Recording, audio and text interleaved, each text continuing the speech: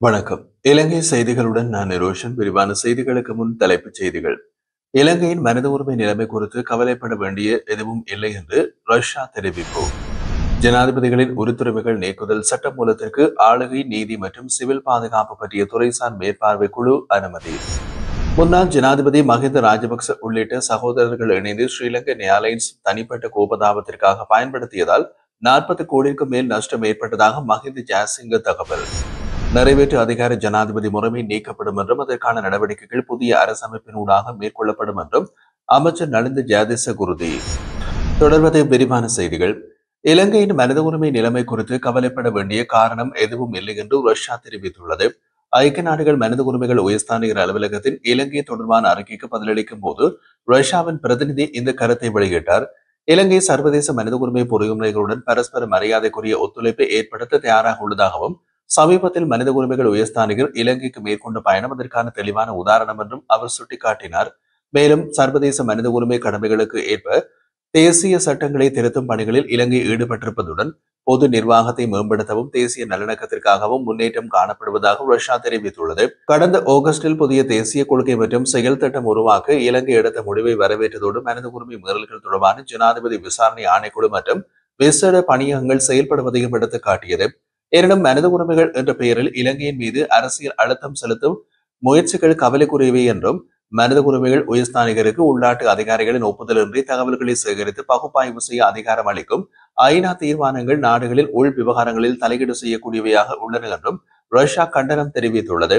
மனித உரிமை மீறல்கள் தொடர்பான விசாரணைகளை நடத்தி பொறுப்பு கூறுவோரை நீதிக்கு நிறுத்தும் அதிகாரம் இலங்கை அரசாங்கத்திற்கே உண்டு என்றும் ரஷ்ய பிரதிநிதி வலியுறுத்தியுள்ளார்.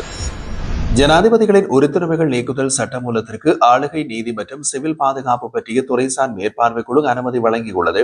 இதன் அடிப்படையில் சட்டமூலம் இன்றைய தினம் பாராளுமன்றத்தில் 2வது வாசிப்புக்காக விவாதிக்கப்படுகிறது. இந்த அனுமதி குழு தலைவர் மற்றும் பாராளுமன்ற உறுப்பினர் வைத்தியர் நஜீத் இந்திக தலைமையில் நேற்றைய தினம் குழு கூட்டத்தின் போது வழங்கப்பட்டது.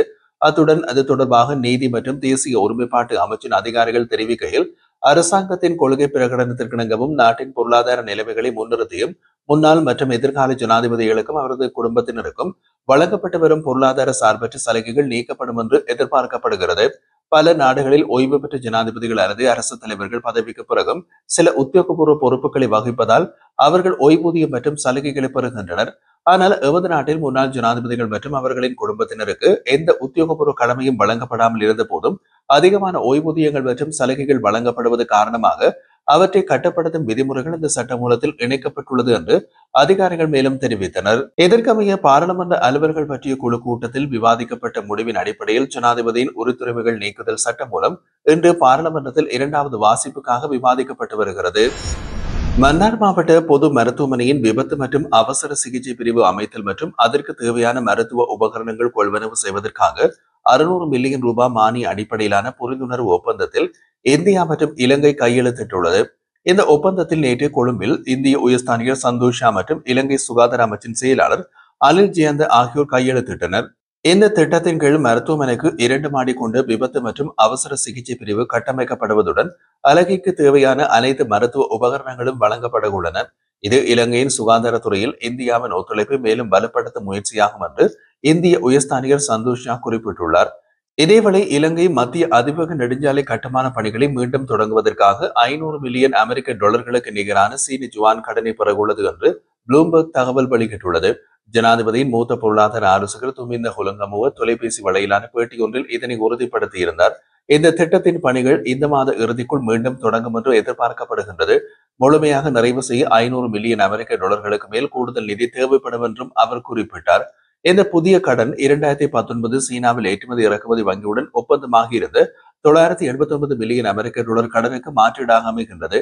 மேலும் திட்டத்தை முன்னெடுக்க அரசாங்கம் கூடுதல் நிதி ஒதுக்க உள்ளதாகவும் தெரிவித்துள்ளார். முன்னாள் ஜனாதிபதி மஹிந்த ராஜபக்சவும் அவரது சகோதரர்களும் இணைந்து ஸ்ரீலங்கா ஏர்லைன்ஸை எமிரேட்ஸ் நிறுவனத்திடமிருந்து மீள பெற்றுக் கொண்ட பின் அதை தனிப்பட்ட கோபதாபத்திற்காக பயன்படுத்தியதால் 40 கோடிக்கு மேல் நஷ்டம் ஏற்பட்டதாக பிரதியமைச்சர் மஹிந்த ஜாசிங்க நாடாளுமன்றத்தில் தெரிவித்துள்ளார். இலங்கைக்கும் ஐக்கிய அரபு ராஜ்யத்திற்கும் இடையில் முதலீடுகளை மேம்படுத்தல் மற்றும் பரஸ்பர பாதுகாப்பு குறித்த ஒப்பந்தம் 2025 பிப்ரவரி 12ஆம் தேதி கையெழுத்தான நிலையில் அதனை அங்கீகரிக்கும் தீர்மானம் விரைவில் நிறைவேற்றப்பட உள்ளதாகவும் அவர் குறிப்பிட்டிருந்தார். உரையாற்றிய அவர் மேலும் கூறுகையில் எமிரேட் நிறுவனம் ஸ்ரீலங்கன் ஏர்லைன்ஸை நிர்வகித்த காலத்தில் வருடத்திற்கு 950 கோடி ரூபாய் லாபம் ஈட்டப்பட்டது. 1998ஆம் ஆண்டு அன்றைய ஜனாதிபதி சந்திரிகா குமாரதுங்கவே ஸ்ரீலங்கன் ஏர்லைன்ஸின் மேலாண்மையை எமிரேட்ஸுக்கு ஒப்படைத்தார். ஆனால் 2007ஆம் ஆண்டு மீண்டும் அரசாங்கம் அதை பெற்றுக் கொண்ட பின் மஹிந்த ராஜபக்ச, பசில் ராஜபக்ச, கோட்டாபய ராஜபக்ச ஆகியோரின் பயன்படுத்தும் முறைமையினால் விமான நிறுவனம் 40 கோடிக்கு மேல் நஷ்டமடைந்தது. இந்த உண்மையை மஹிந்த தரப்பு மறந்தாலும் மக்கள் ஒருபோதும் மறக்கவில்லை. அதனால் தான் நாம் இப்போது ஐக்கிய அரபு ராஜ்யத்துடன் முதலீடுகளை மேம்படுத்த நம்பிக்கையை உருவாக்க முயற்சி செய்கின்றோம் என்று அவர் வலியுறுத்தினார். நிறைவேற்று அதிகார ஜனாதிபதி முறைமை நீக்கப்படும் என்றும் அதற்கான நடவடிக்கைகள் புதிய அரசமைப்பின் கீழ் மேற்கொள்ளப்படும் என்றும் பொருளாதாரம் நிலைநிறுத்தப்பட்ட பின் அந்த வேலை திட்டங்கள் ஆரம்பிக்கப்படும் என்றும் அமைச்சரவை பேச்சாளர் மற்றும் அமைச்சர் நலிந்த ஜாதிச தெரிவித்துள்ளார். கொழும்பில் உள்ள அரசாங்க தகவல் திணைக்களத்தில் நடைபெற்றிருந்த அமைச்சரவை தீர்மானங்களை அறிவிக்கும் வாராந்திர ஊடகவியலாள சந்திப்பில் கலந்து கொண்ட போது அவர் இதனை கூறினார். அவர் மேலும் தெரிவிக்கையில், கடந்த ஜனாதிபதி தேர்தலில் வெளியிடப்பட்ட கொள்கை பிரகடனத்தில் நிறைவேற்று அதிகார ஜனாதிபதி முறைமை தொடர்பாக தெளிவாக குறிப்பிடப்பட்டுள்ளது. அரசமைப்பு திருத்தம் மூலம் அதனை நீக்குவதற்கு மக்கள் நமக்கு ஆணை வழங்கியுள்ளார்கள். எனினும் புதிய அரசமைப்புக்கான பணிகள் இதுவரை ஆரம்பிக்கப்படவில்லை. அதற்கு சற்று காலம் எடுத்துக்கொண்டாலும் பிரச்சனை இல்லை. ஜனாதிபதி பதவியேற்று 1 வருடங்கள் மட்டுமே ஆன நிலையில் அரசு பதவியேற்று 10 மாதங்களே ஆகின்றது. இத்தகைய குறுகிய காலத்தில் பல முக்கியமான அமைச்சரவை பத்திரங்கள் சமர்ப்பிக்கப்பட்டுள்ளன. தற்போதைய முதன்மை இலக்கு பொருளாதாரத்திற்கு நிலைநிறுத்துவதாகும். பொருளாதாரத்தை பலப்படுத்தி மக்களின் வாழ்க்கை தரத்தை மேம்படுத்துவதே எமது முன்னுரிமை. இதனிடையே ஊழல் மற்றும் மோசடிகளுக்கு எதிரான நடவடிக்கைகளிலும் அரசு ஈடுபட்டு வருகின்றது.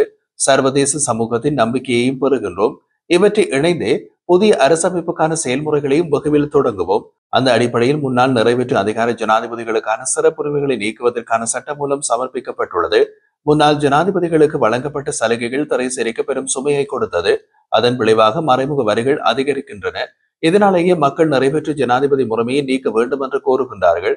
இதற்கெதிராக ஒரு தரப்பு நீதிமன்றம் சென்ற போதிலும் உயர் நீதிமன்றம் சாதாரண பெரும்பான்மையுடன் சட்டமூலத்தை நிறைவேற்றலாம் என்று தீர்ப்பளித்துள்ளது. நாடாளுமன்றத்தில் அனைத்து உறுப்பினர்களும் இதற்கு துணை நிற்பார்கள் என்று நம்புகின்றோம். இது முன்னாள் ஜனாதிபதி மஹிந்த ராஜபக்சவை குறிவைத்து கொண்டுவரப்பட்ட சட்டம் மூலமல்ல. சட்டம் நடைமுறைப்படுத்தப்பட்ட பின் அனைத்து முன்னாள் ஜனாதிபதிகளும் அதற்கமைய செயற்பாடுவார்கள் என்று எதிர்பார்க்கப்படுகிறது என்று அமைச்சர் நலிந்த ஜாதிச தெரிவித்தார். பாலஸ்தீனத்தில் நடைபெறும் மனிதாபிமான நெருக்கடியை பற்றி அரசாங்கம் மௌனமாக இருப்பது முறையற்றது என்று ஐக்கிய மக்கள் சக்தியின் பாராளுமன்ற உறுப்பினர் அஜித் பி பெரேரா கடுமையாக விமர்சித்துள்ளார். செவ்வாய்க்கிழமை பாராளுமன்றத்தில் இலங்கைக்கும் ஐக்கிய அரபு ராஜ்யத்திற்கும் இடையிலான பலதுறை ஒப்பந்தம் குறித்த விவாதத்தில் கலந்து கொண்டு உரையாற்றியவர், இனம், மதம், மொழி எதுவாக இருந்தாலும் பாலஸ்தீனிய இன்றைய நிலைமை குறித்து பேசாமல் இருப்பது ஏன்? இஸ்ரேல் பாலஸ்தீனத்திற்கு எதிராக மேற்கொள்ளும் நடவடிக்கைகள் குறித்து அரசாங்கம் எந்த குரலும் எழுப்பாதது கவலைக்கிடமானது. இது மனிதாபிமான கோணத்தில் பார்க்கப்பட வேண்டும் என்றார். அவர் மேலும் தெரிவிக்கையில், இஸ்ரேலில் வேலை செய்யும் இலங்கையர்கள் அதிகம் உள்ளார்கள். தொழில்நுட்ப ரீதியில் இஸ்ரேல் இலங்கைக்கு வழங்கிய ஒத்துழைப்பை நாங்கள் ஏற்றுக்கொள்கின்றோம். ஆனால் பாலஸ்தீனத்தில் நடைபெறும் மனித படுகொலைகளை புறக்கணிக்க முடியாது. உலக நாடுகள் அனைத்தும் இஸ்ரேலின் செயற்பாடுகளை எதிர்க்கின்றன. இந்த நிலையில் இலங்கையில் இருந்து சிலர் இஸ்ரேலுக்கு சென்றுள்ளார்கள். அதை பற்றி தாம் அறியவில்லை என்று அரசாங்கம் கூறுவது இரட்டை நிலைப்பாடு இல்லையா? இஸ்ரேல் தனித்த அரசாக இருப்பதை ஏற்றுக்கொள்வோம். அதே போல் பாலஸ்தீனமும் தனி நாடாக அங்கீகரிக்கப்பட வேண்டும். பாலஸ்தீனர்கள் தங்கள் இறையாண்மையுடன் சாந்தமாக வாழ்வதற்கு இடமளிக்கப்பட வேண்டும். இலங்கை பாரம்பரியமாக பாலஸ்தீனத்திற்கு ஆதரவு அளித்து வந்தது. ஆனால் இன்று பாலஸ்தீனத்தில் நடைபெறும் படுகொலைகளை பற்றி மௌனமாக இருப்பது அரசாங்கத்தின் மனிதாபிமானமற்ற அணுகுமுறைகளை காட்டுகிறது என்று அவர் சுட்டிக்காட்டினார்.